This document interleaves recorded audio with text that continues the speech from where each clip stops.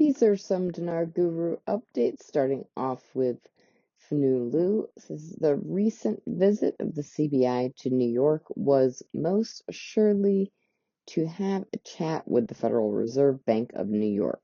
The FRBNY is holding the DFI funds and has been since 2003. I should imagine that the CBI was discussing the release of the funds back to the CBI as part of the economic reform regimen. In the past, accounting of the funds has come under scrutiny.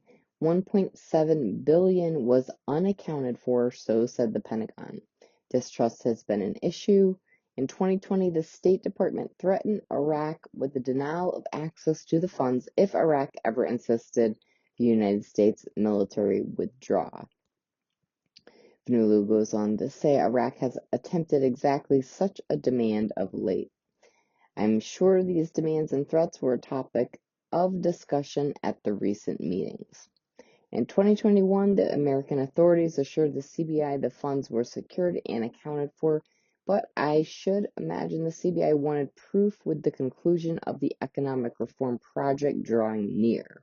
So you see, the recent meeting in New York has everything to do with monetary reform, as the numbers must be crunched and amounts verified. I see this as a positive sign in the grand scheme of things. All right, moving on to Claire with an article, quote, economist talks about new measures after stopping transfers. Another quote, the governor of Central Bank of Iraq, Ali al-Alak, in New York, over 3 days with U.S. Treasury officials gave a new boost and confidence to the Iraqi banking system. Central Bank of Iraq will stop dealing with foreign correspondent banks in the future and reduce reliance on them after developing the Iraqi Banking Relations Network, gradually ending work on the electronic platform for transfers and replacing it with direct banking relations between Iraqi banks and the network of international correspondent banks. Mark Zevia, PDK, says things are going very well in Iraq. What does that mean timing-wise? Mark Z says a number of my contacts over there are convinced we will see something in the next 2 days. Don't ride the roller coaster. Just wait and see.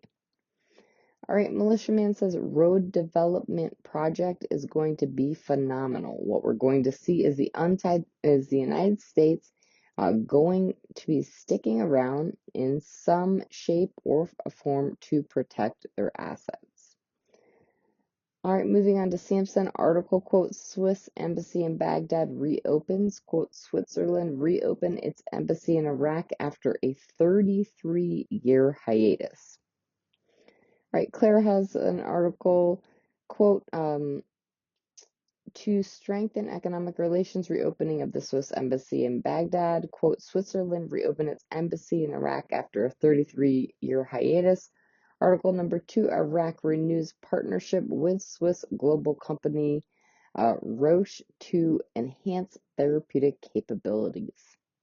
Lastly, Mark Zevia, PDK, says I am getting many reports that payments have started, reports that payments are rolling out to groups, but I'm staying calm because I have not been able to prove it yet.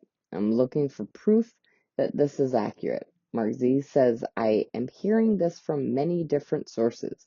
If this is accurate, on the next day or two, you and I should find out. And when we go in and exchange our currency, if this is accurate, Mark Z says, I am getting blown up with contacts saying they have let things go.